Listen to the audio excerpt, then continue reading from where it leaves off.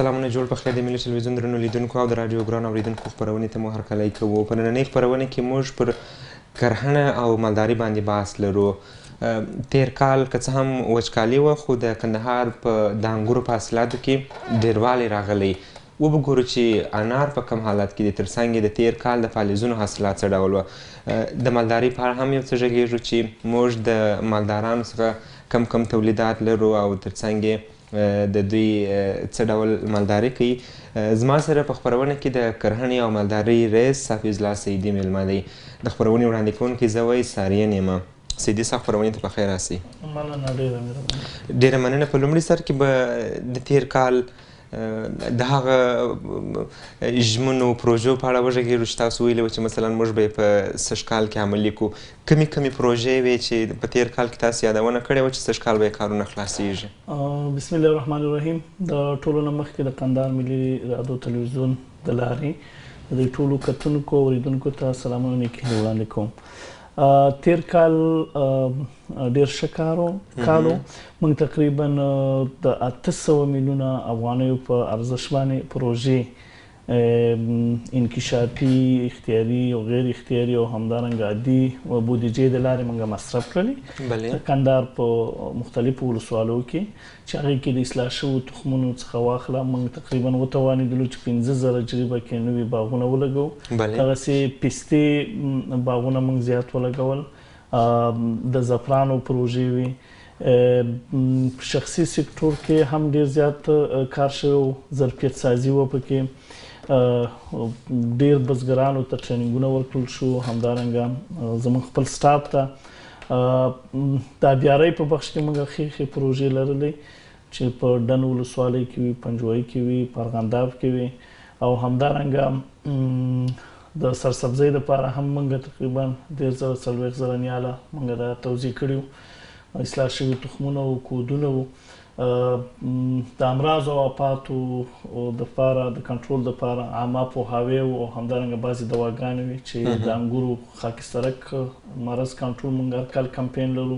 دغه د اصلاح سوو تخمونو د ویش لړۍ څه ډول د کومو کسانو د اصلاح سوي تخمونه ویشل کیږي؟ تاسو مثلا په تېره اونۍ کې مثلا اصلاح سوي تخمونه ویشلې، کله چې به په سیمه کې پوښتنه وکړئ موږ ته د اصلاح سوي تخمونه نه دي راکول سوي، دا د ویش ډول یې څه ډول د کومو کسانو ته ورکول کیږي؟ بلکل موږ تېر کال هم 600 میټریکه ټنه تخم توزیع کړی و په 12 ولسوالیو کې، او سږ کال یې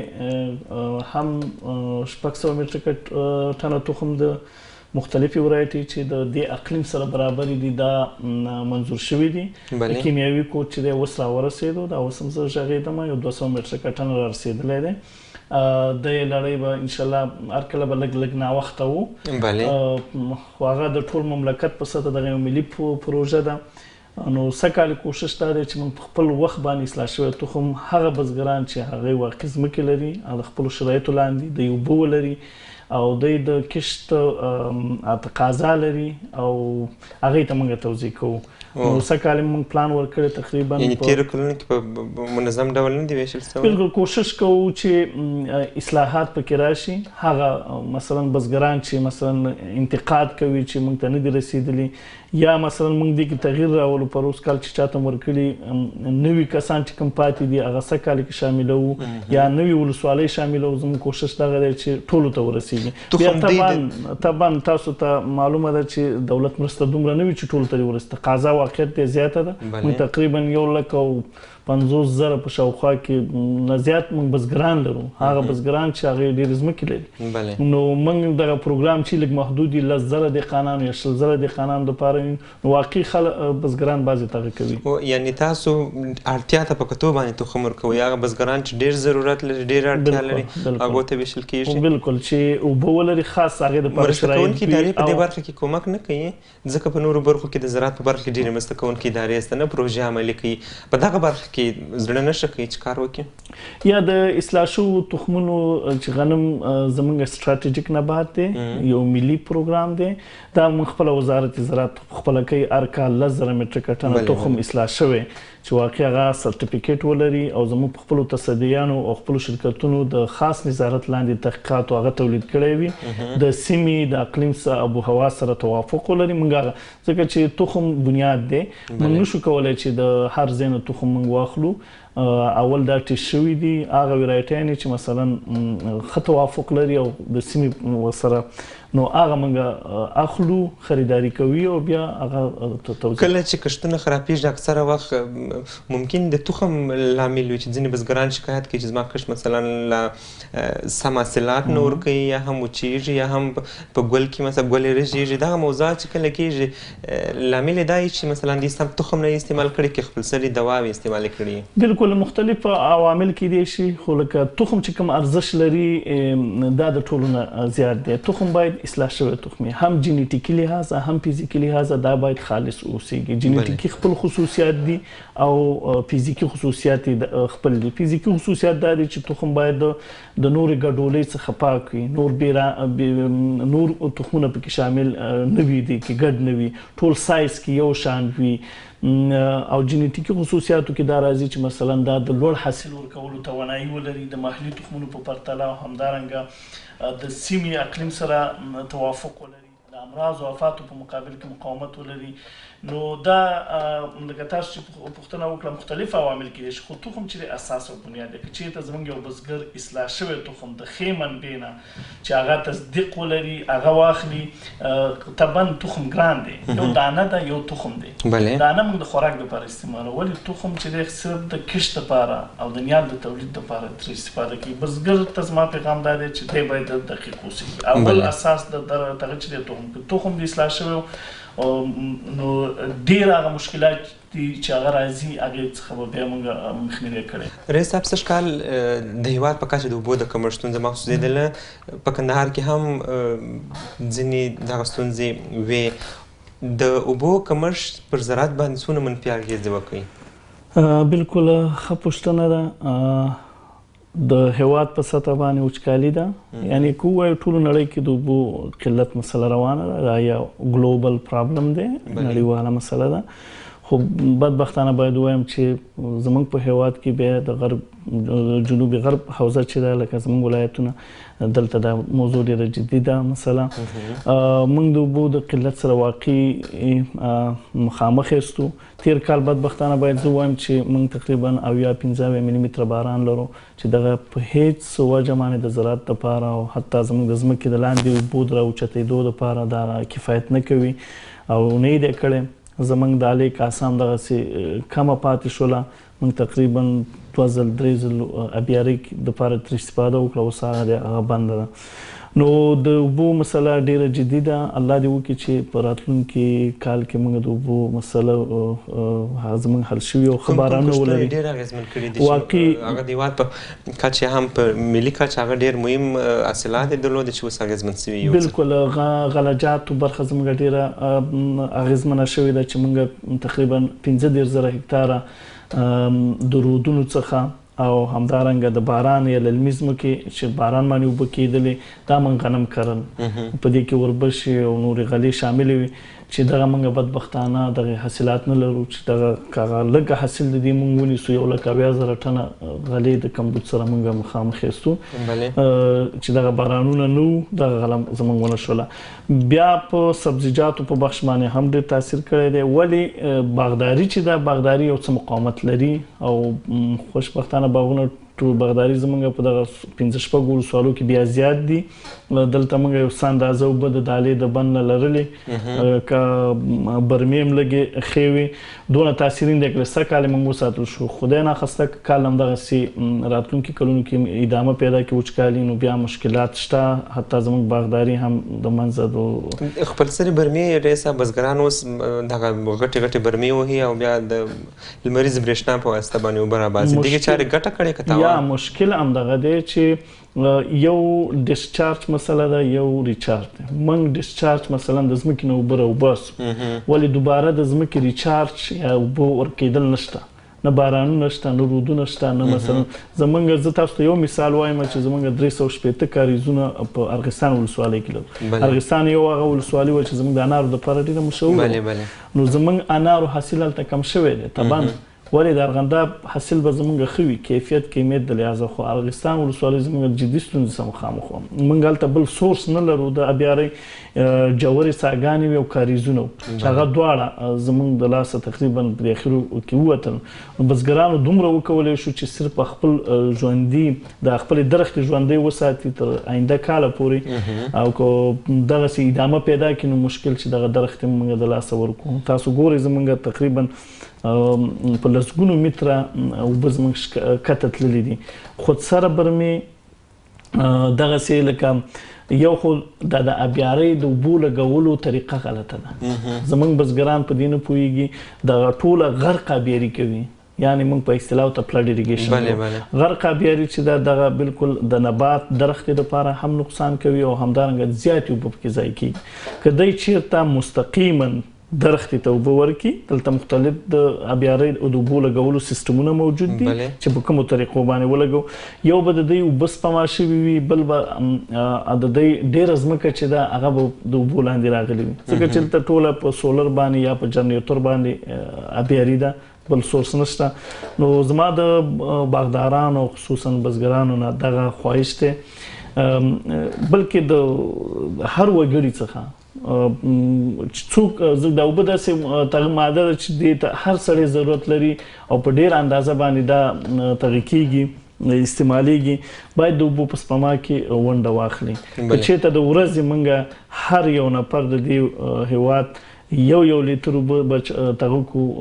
وساتو او جلوګیري وکړو نو 40 میلیونه نفوس دی 40 میلیونه لیټر اوبه به موږ بچت کړو رئیس صاحب د اوبو کمښت په کتو باندې سږ کال موږ د انارو حاصلات کم دي که زیات دي انارو حاصلات زموږ خو په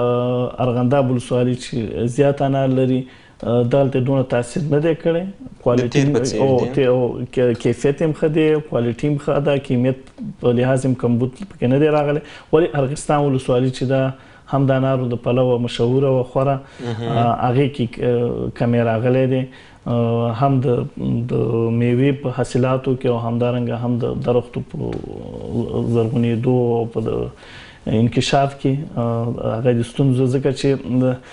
د ګل په وخت کې اوبه د میوې د انکشاف په وخت کې دا مختلفې مرحلې دي دغه وخت کې که چېرته درختې ته بوټي ته اوبه ونه رسېږي نو ضرور دا تاثیر لري منفي تاثیر لري او د حاصلاتو باندې تاثیر اچوي بل خوا انګور ویل کېږي سږ کال په کندهار کې د انګور حاصلات ډېر شوه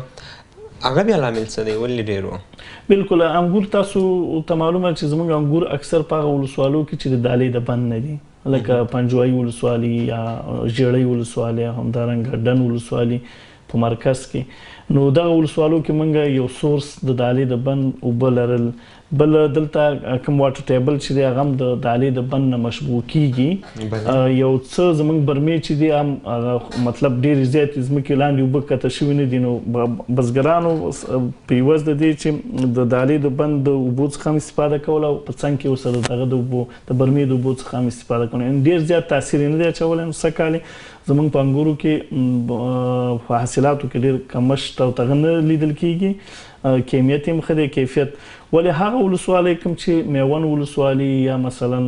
ریګ ولسوالۍ تخته پول دغه د امان دغه ولسوالۍ چې بل سورس د اوبو نه لري هغه ډېرې متاثره شوي دي د هغې کې باغونه دي باغداري ده او که هغې کې غلجات یا سبزیجات او که هر نباتات دي هر نوع هغه متاثره شوي دي رئیس صاحب موږ په د امان ولسوالۍ او سپین بولدک ولسوالۍ کې ځینې نور ولسوالۍ کې هم پالیزونه کړو هر کال سږ کال پالیزونه څنګه وه یعنې حاصلات یې ښه وه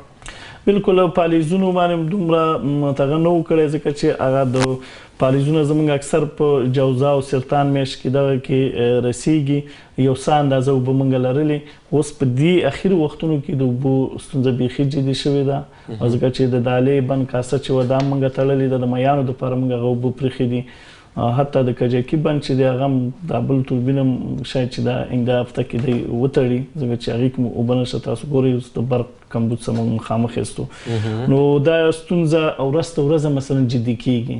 کله چې دغسې وچکالي باران هم نه کېږي د مالدارۍ د زراعت دپاره د مالدارۍ دپاره د اوبو نورې کومې لارې موږ لرو یعنې څه باید وکړو یوازې سپما ده که څنګه بالکل ډېرې طریقې شته دی چې موږ کولی شو په لنډ مهال کې د وچکالۍ سره مبارزه دا ممکنه نه ده ولې په اوږد مهال کې باید د دولت په سطح باندې د سیمې د ممالکو په سطح باندې دې سره باید مبارزه وشي هغه په دې معنا په زراعت کې موږ مختلفې طریقې لرو لکه ډریپ اریګیشن دی قطره‌یي سیستم زموږ باغداران باید څه وکړي خپل باغونه د دغه فلډ اریګیشن څخه چې د زیاتې اوبه پکې لګېږي غرق یا بارۍ څخه راواخلي په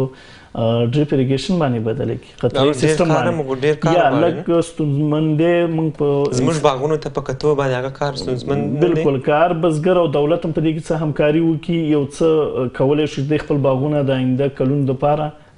وساتي بل مثلا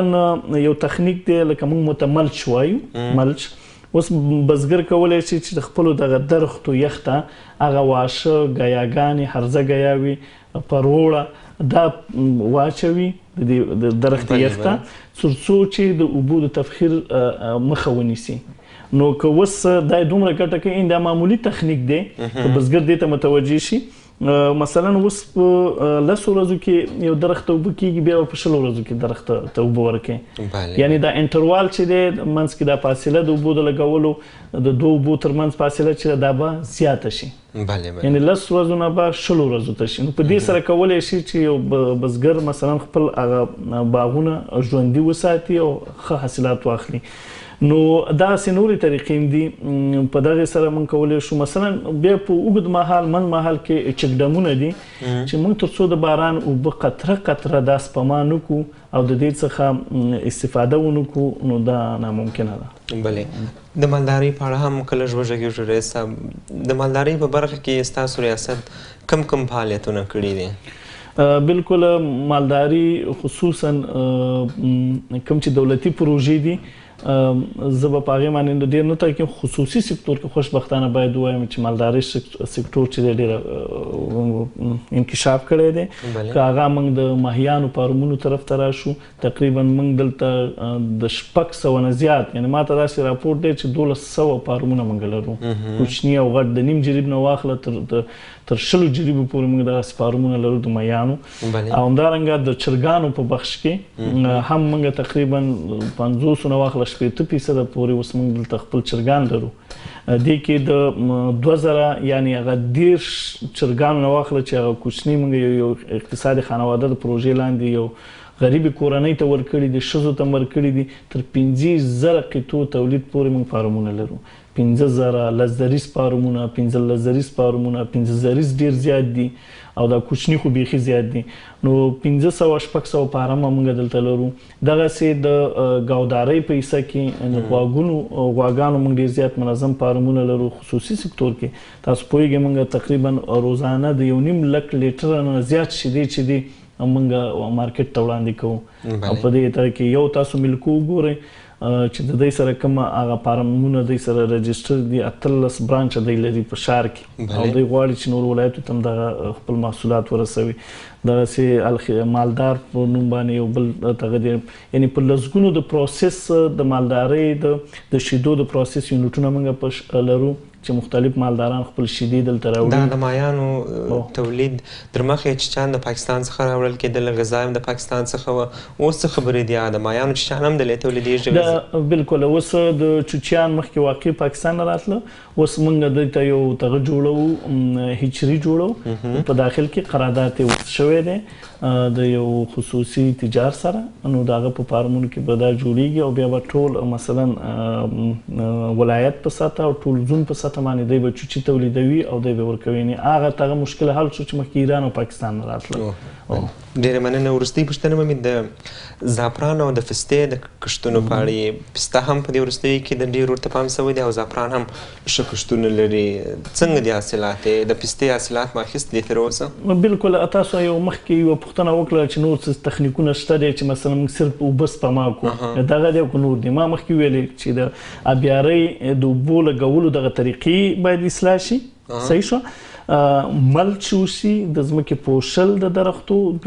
دریم هغه نباتات معرفي شي چې هغه د اوبو سره مقاومت لري یو خوشبختانه هغې نه پیسته ده زیتون دي زعفران دي دا هغه نباتات دي چې ډېرې کمې اوبه غواړي تقریبا په میاشت کې په 15 ورځو کې یا په 60 ورځو کې یو ځل دې ته اوبه هم ورسیږي د خپل ژوند کولی شي او ګټه هم زیاته ده دې اوس په کندهار کې د پیستې او زعفرانو ته ډېره توجه شوې ده نن موږ یو 15,000 کیلو زعفران چې دي دا تقسیم کړل بزګرانو ته 314 بزګرو ته یو لس قطعې نمایشي پروژه بله وه هغه 1 میلیون افغانو په لګښت باندې هغه ما مخکې تطبیق کړې ده یو میاشت مخکې همدارنګه د پیستې موږ 3,000 جریبه باغونه لرو موږ چې دغه سکتور ته اوس دغه نبات ته سخته توجه شوې ده وجه دا ده چې پیسته د دې محیط او اقلیم سره ډېر ښه توافق لري حاصلات به مو نه وي ورڅخه اخیستل اوس بیخي داسې کوم چې زاړه باغونه دي هغې نه چې حاصلات اخیستل شوي موږ په حساب کړی تقریبا 12 لک افغانیو پورې د یو جریب څخه حاصلات راځي چې دا یو ښه بدیل دی د کوکنارو دپاره او همدارنګه د دې محیط کار یې اسان دی عمر یې زیات دی د اوبو سره مقاومت لري او بل دا شلف لایف چې دی د پیستې یعنی دا کوم کول سټور ته ضرورت نه لري یخ تغه ته سردخانې ته مثلا ترانسپورت یې اسان دی که څه کالي خرڅ نشي کولی شي بزګر کار له خرڅ کړي پیسته یو وچ تغه دی نو هر وخت او بل ښه مارکیټ لري عمر یې زیات دی تقریبا 50-60 کاله پورې دا حاصل ورکوي نو اوس خوشبختانه باید ویم زمونږ بزګرانو دغې ته مخه کړې ده ټول موږ نه دی تقاضا کوي چې تاسو موږ ته پیسته راکړئ نو موږ NHLP په دغه بخش کې موږ سره کار کوي او موږ شامل کړی ده چې تاسو په پیستې ته ډېر ترجیح ورکوئ د نورو لکه څرنګه چې دلته انار او انګور مشهور دي انشاءالله په راتلونکي دغه کې به موږ پیسته هم ته وکړو تېره هفته زموږ معاونین د ولایت او روسا د زراعت دا په هر کې زموږ جلسه وه رئیس جمهور هم دې ته ډېره زیاته پاملرنه کړې ده یو جلغوزي ته یو پیستې ته لکه څرنګه چې غنم او انګور او انار زموږ سټراټیجیک دغه دي دغسې پیسته او دغه په دې معنی اولنۍ غونډه په نورو ولایتونو کې به جلغوزي دپاره کار وشي دلته د پیستې بالکل 12 ولایته و چې هغه پیسته تولیدوي هغې کې کندهار اوس هم شامل شوی دی د خیر سره نو موږ هم په دغه کې تللي وو معاون صاحب د ولایت هم نو هلته هغه نظرونه موږ وړاندې کړل او د پیستې دپاره حکومت هم جدي دی چې کار وکړي ډېره مننه تشکر ژوندي اوسه درنو لیدونکو ستاسو ټول څخه مننه کوو چې زموږ خپرونه مو تر وروستۍ پورې وکتله تر بلې خپرونې در څخه اجازه غواړو ښه وخت ولرئ د خدای په امان